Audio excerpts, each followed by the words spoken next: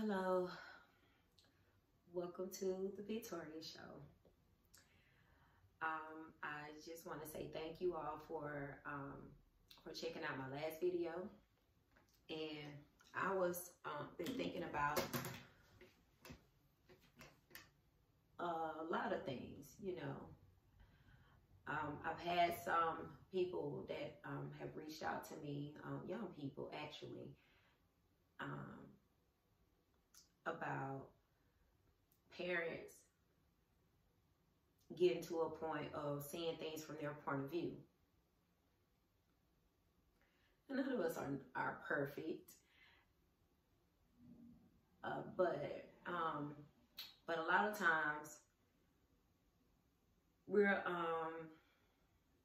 we get caught up as parents, because we just don't be wanting, a lot of us don't want our kids to go down the same path that we go down. And so we end up doing and saying a lot of things, or just neglecting them in other ways that is very important to their being and their well-rounding and their development. No, I'm not an expert. Well, then again, I can say that I am an expert in such family matters. And when I say family matters, I am talking about the idea of that family does matter. And I'm also saying that family matters as far as the relationships with our, from the parents to the children, from the children to the parents. It's very important. And that is what God is all about, healing the family. And a lot of us don't understand that a lot of this healing that we're seeking and wanting has come from our past hurts. So what we do is try to correct our situations, our situations with our children, to try to prevent from being our parent, or try to do things different or better than what we thought our parents were doing. And it wasn't until after my mom passed that I saw a lot of things. And I'm talking about, my mom passed when I was 35. And I was still holding some things against my mom, not understanding her past. But as I said before, the relationship that I have with God, He reveals so much to me about my mom and her decisions, and that she was His from the beginning because of her story. But understanding her story and knowing her story, and also seeing what she did do and what she sacrificed as a Black woman to take that choice, regardless if she was ready or not, to take care of her children the best way that she knew how. I have a different respect for my mom, because I ended having 6 children. My mom had 5 children. I had 6 children. I have 4 daughters and 2 sons. And so, of course, in my mind, I wanted to do things different. I just thought maybe if I made different lifelong decisions, if I made different decisions from what my mom did, or from how I was brought up, that, of course, my children's life is going to be better. Now, I'm not saying my children's life is bad at all. I was one of those parents that other people would look at like, you telling those kids that? You talking to them about that? I was that parent because no one talked to me. I feel like if someone, when I was young, I felt like if someone just even took the time out just to talk to me about any kind of reality, I would have got it, and thought about it and would have made different decisions. But that wasn't the case. And just being naive, I didn't know how to use my own brain at that time to think about certain things. And so when my kids were growing up, a lot of things that I exposed my children to, I talked to them from the ages of talking, you know, from like 1, 2, and 3. You know, just talking to them, first of all, not da, not no baby language. It was real conversations, you know, real talking, you know. And as they got older, you know, there were years that I didn't communicate with them as well as I think I should have, but I did what I could. And I also told them about my life lessons and my life experiences. Now, I'm saying all of this to say, we as parents should get to a place, it would be important that we get to a place of being open with our children. I'm very proud of all of my children. They're still growing. You know, we're all still maturing. And I don't want to ever get to a place in my life where I feel like I've learned so much that I can't learn anything else. And I definitely have not taught my children to be that way. Therefore, they're still learning. But with their hearts to want to learn, they open themselves up to seeing things from different points of views. Now, I have a daughter who I just had a conversation with last night. This is a different daughter. This is Jaquavia. And Jaquavia has gotten to that point in her life where she's young. She's in her early 20s. And, you know, she was trying to develop a relationship with her father back and forth. You know, me and her, I have 2 children. I have her and her sister that's older than her by their father. And the position that she played, the position of her life was that he wanted to claim our oldest daughter and didn't want to claim her. And of course, God had her because I had someone in my life that took her as his daughter and took all of my children as his children. And then we had children together.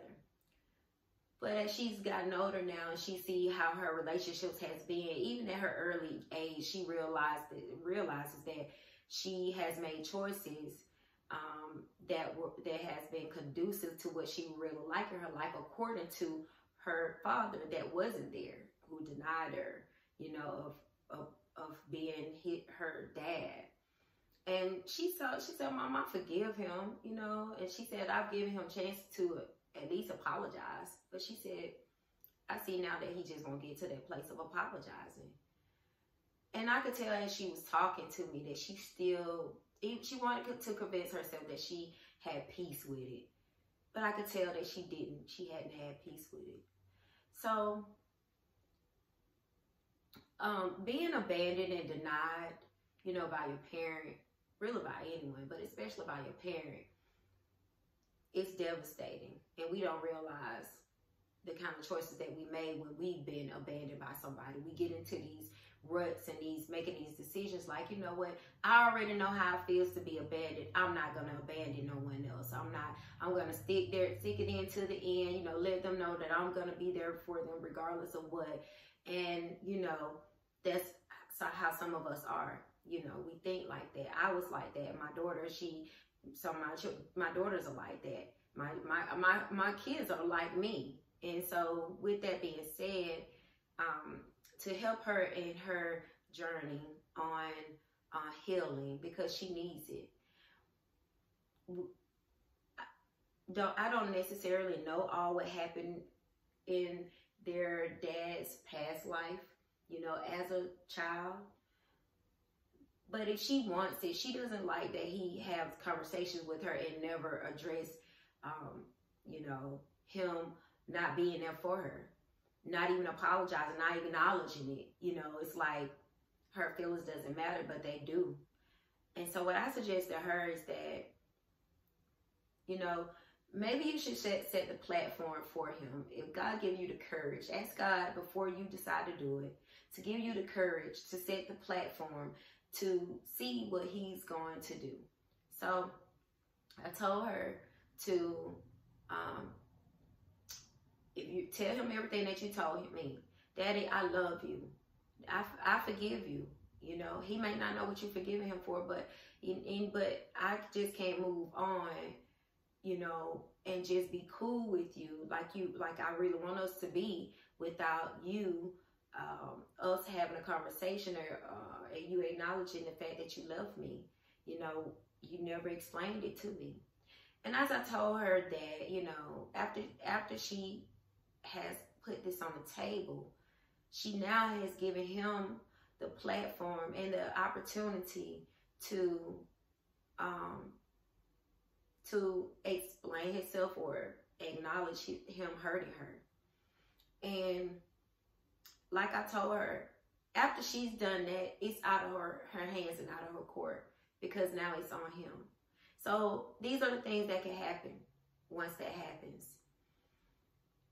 He can either try to explain what happened, what his feelings were on it, you know, or he can brush it under the rug. That would be good for him, you know, and try to avoid the whole conversation, or he could address the conversation. But anything and everything that he does after that, if he addresses it, that's great.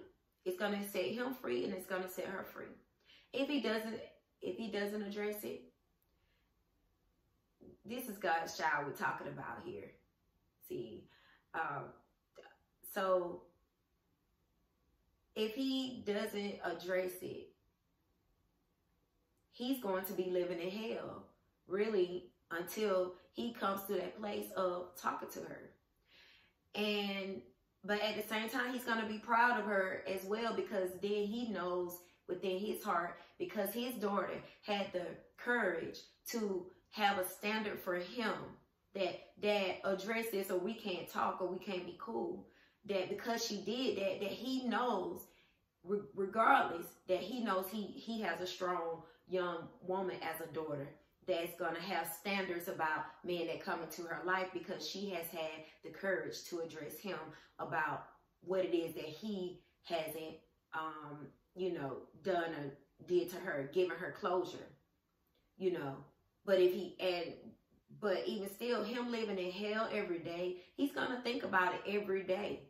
Because now, even if he thought that she had forgot about it, or that she hadn't addressed it, or whatever, being the fact that she did address it, he's going to think about it every day until he addresses it, even if it's on his dying bed, because that's how our God works.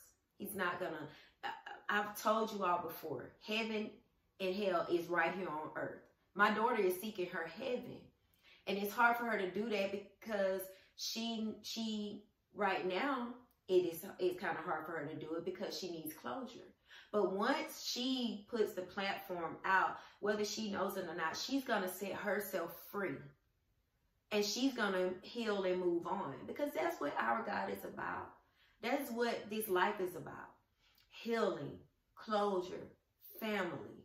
And a lot of times we don't know how to address these issues. He may not know how to address these issues, because that's how things have been in his life. You know, maybe people hasn't had, you know, looked at him with respect enough to give him an opportunity to explain himself, or to even ask for an apology, to demand an apology.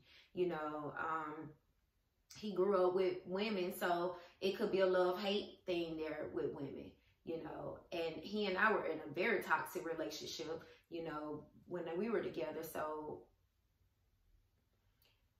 now the only thing that's left is for my daughters to get closure. For this may set him free in a lot of areas in his life, and he may not even know. But I know this is a bit long, but I'm saying all of this to say, if you have an ought with someone, address it. Regardless if your heart is beating fast, regardless of what it is.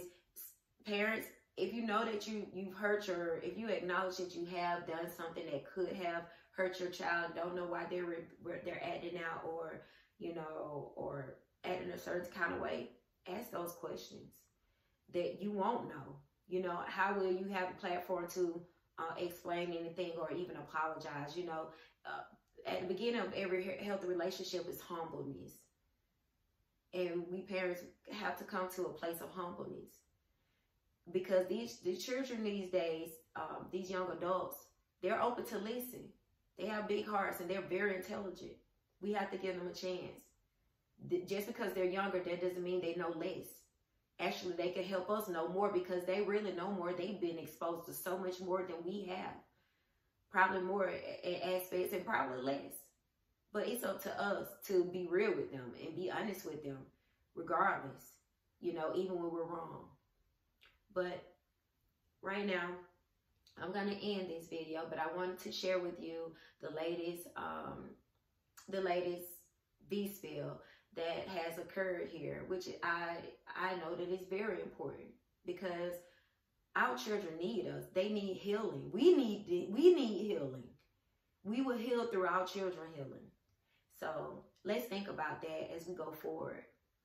Like I said, no, I don't have a degree in this, but I'm experienced to know that healing is where it is. And being honest and humble will get us what we need and where we're going. Until next time, I see you next time. Please like, please subscribe, please leave a comment if that's what you feel like needs to happen. But I appreciate you tuning in and have a great evening.